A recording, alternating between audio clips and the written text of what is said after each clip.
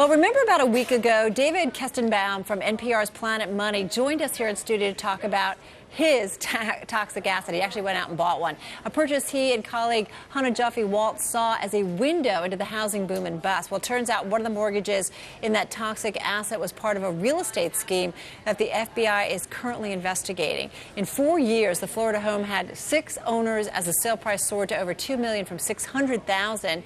Some of the owners never ever even set foot in that house. Now, Chana joins us now to explain. You know, this is a story that definitely has played out over the last few years as we kind of get a better understanding of subprime and what happened in the housing market.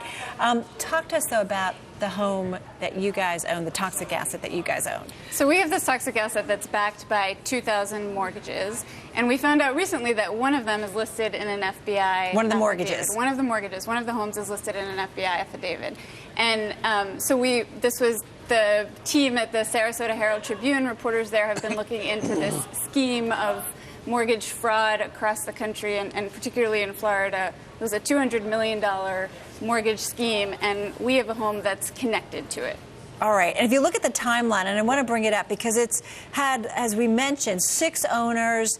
The house soared in terms of price, but there's a lot of shenanigans going on. And let's see if we can kind of walk through what we've got there. So it starts back in, what is this, 1999.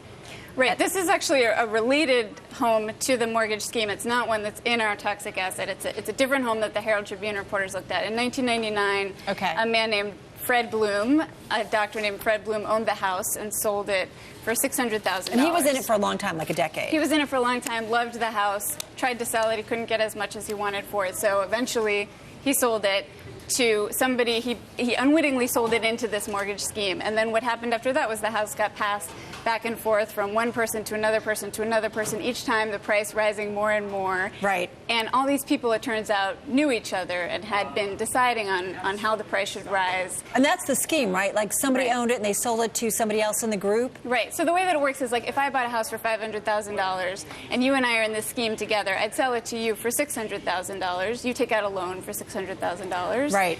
We pay off my $500,000, and then you and I have $100,000 that we just made. We can split and spend. But it sounds like Chana, something that, you know, Tony Soprano forces you to do if you lost a lot of money to him in poker. I mean, are the people involved in this scheme connected?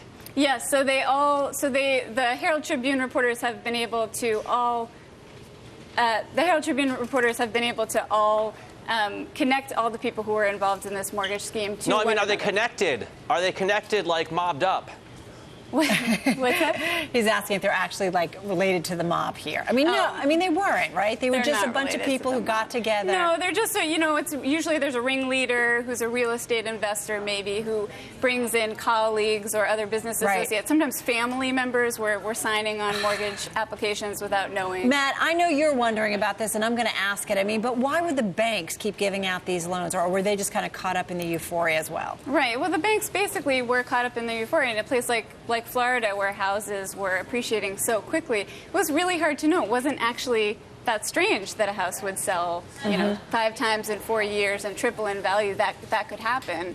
And of course, since there was fraud, there were misstatements to the bank about you're supposed to tell the bank if you know the person you're selling to. Right. They didn't. Well, do as that. we now know, I mean, we've talked about, you know, this story a lot over the last few years, and I mean, we now know all of the kind of holes that were in the process, the mortgage lending process. Right. And the banks were selling the loans pretty quickly to Wall Street, so they weren't necessarily holding on to them and considering risk in the way you might want a bank to. I'm going to ask you, but I think I know the answer to this. I mean, how widespread? I mean, it was really widespread, especially in markets like Florida or Arizona or Nevada. Exactly. In places where housing prices were going up very quickly, it seems like it was pretty widespread. The FBI is looking into 3,000 cases of mortgage fraud, and in most cases, you know, fraud where the losses were more than $1 million. All right, so what's next for your toxic asset? The toxic asset is just the gift that keeps on giving, the story that keeps evolving. So she's not doing well. I mean, she's likely that our sort of slice of it is going to disappear pretty soon, but it's been an interesting experience to have. All right, we're going to leave it there. Chana, thanks so much. We appreciate you